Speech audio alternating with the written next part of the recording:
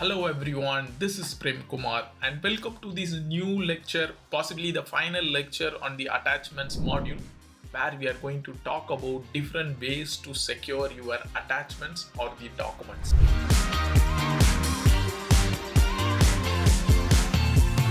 On a high level, there can be three ways how you can secure your attachments.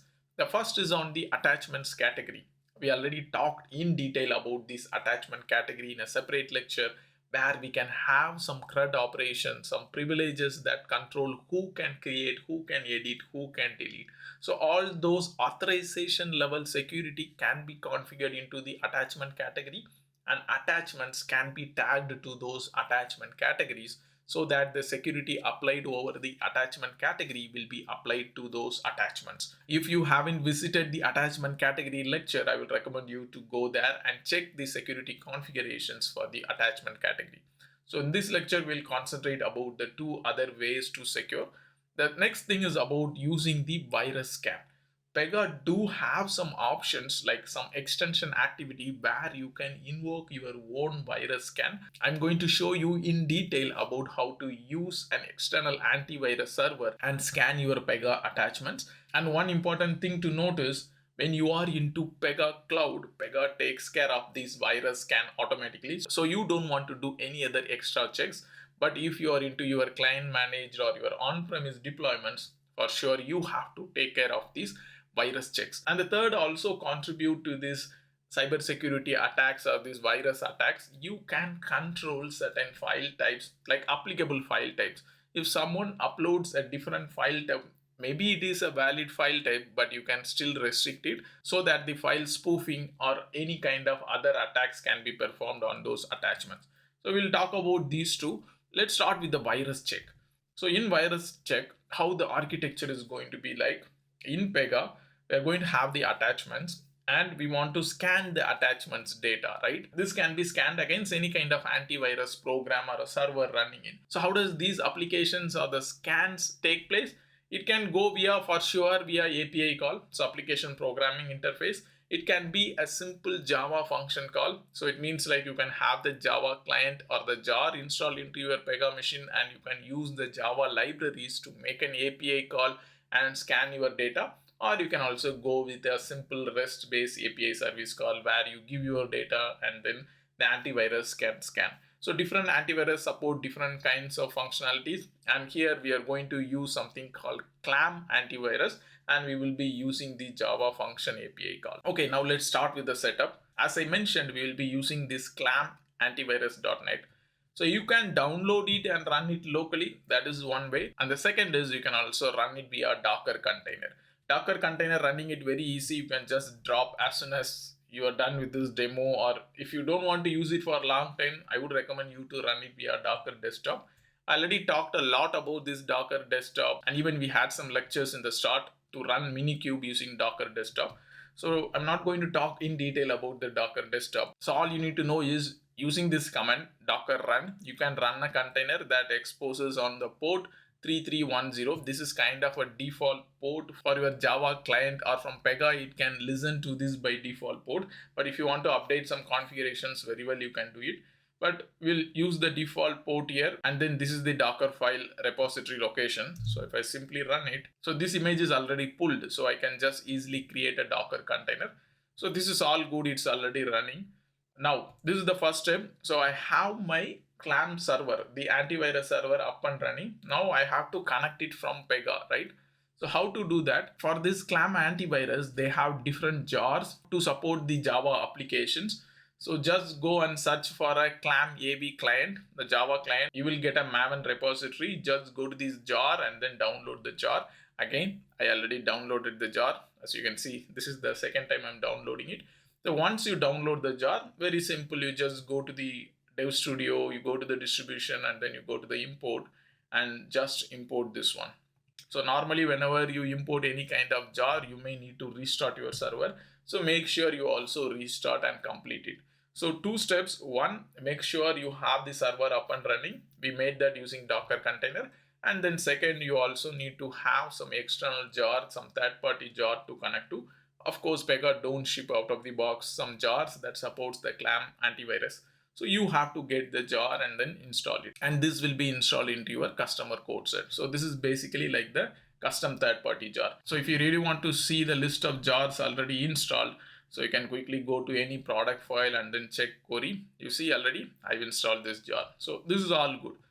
Now the next step, how do we configure every attachment to make an API call to this CLAMP server and then detect if there is any kind of virus in the file. So Pega has this out of the box activity, check for virus. It is available. It is meant for extension, and this activity does nothing. Always this activity will be called.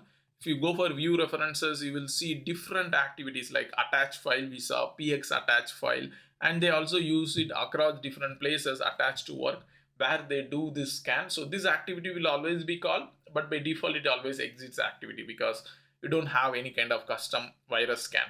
Now what you have to do is, first thing, you are not going to do a class specialization but the rule set specialization. So if you want to have a separate virus check for your application, just do a save as, put it into your implementation rule set. If you want to make it reusable, you know where to put it, so put it onto the right layer.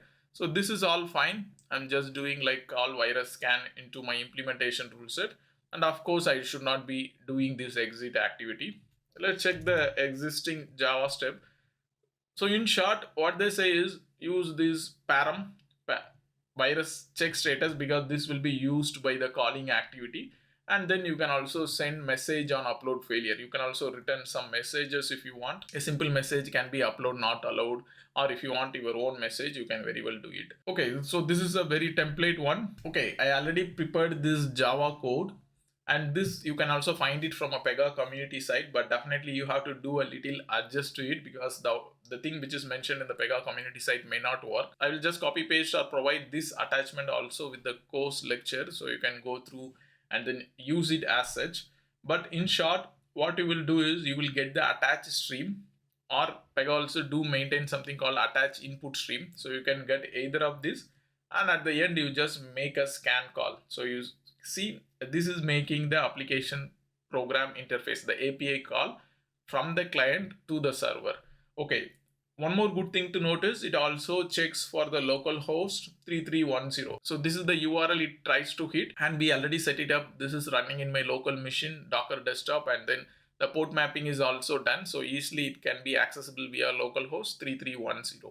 If you are having a different server, make sure you have to update these places. Okay, for this demo, let's keep it simple like localhost 3310. So this is going to definitely work and execute its action.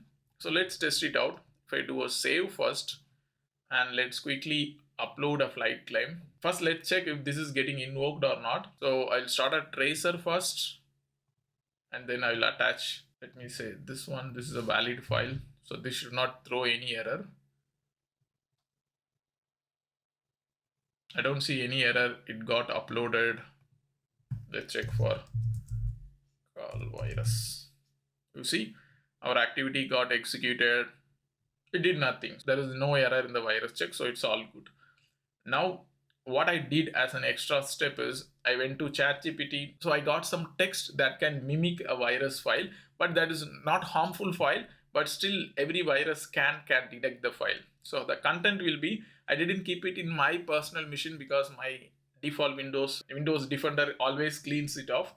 So I kept it into my hard disk. So here you see something called virus sample, right? So what I'm going to do is I'm going to upload this one. Let me quickly open it. Very simple content given by ChatGPT. So this should be detected as a virus. Okay. Now let's see. I'm going to upload this one. If I do a tracer, let's see if we get some error. There was some error reported by the virus scan. Adding the attachment has failed. So Pega is not going to add the attachments. Please report it to an administrator. So this is a good security, right? You can already see that after our activity, if you look for the param, you will find that param virus check. So that is our param which we did. It says virus found. So this is a virus, and of course this will never be allowed. Okay, so this is how you are going to do. For sure, in your production system, you can choose your own antivirus server, and most of the standard antivirus server may support some Java client which can be invoked from a Java application. and then you have to use this activity. And also just understand that this will be an application specific, so you have to specialize this into a right layered rule set. Okay, now the next security, can we restrict the file type based on the file extension? Like for example, I should be allowing only the PDF file and the document file. I should not be allowing any kind of images. Although this is not kind of virus scan, but still it is a security, right? Maybe you allow images, maybe you allow documents, all standard file types, but if there is any file type that is uploaded that is non-standard, then you should just exclude it or give some error. You can of course do this in the virus check as well, the same Java code you can do, or you can also do it into your Pega extension activities using some Java code. But I'm going to show you in here as well. So here I just added 6 more additional lines of Java code, and the main Java code stays at the very bottom. So after doing this clam antivirus scan, I'm also going to do another scan.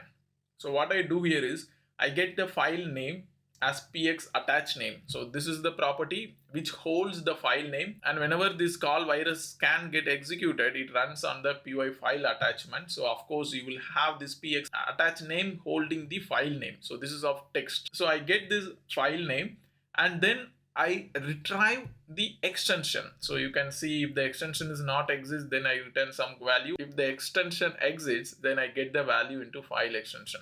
So basically this Java code will get me, for example, if I upload text, txt, if I upload PDF, I'm going to get PDF. And then what I'm going to do is I'm going to replace this if condition with the PDF. For example, for now we are just assuming that if a file uploaded that is not PDF, then we are going to throw error. So we are going to say if PDF does not exist, equal ignore case as well. Then we say virus found. If we upload PDF, then this is going to work. And because I specified file name and file extension, I also updated here string file name, string file extension. Both are string data type. Okay, now let me do a save. Okay, now let me create a new case and then upload something like a Word document. This is not a virus document, but let's check the file extension. You see, there was some error. I'm not able to upload because I'm using the same virus message, so I'm getting the same thing, but not a problem. Now if I try to upload a PDF, so this is a PDF, so let me try to upload.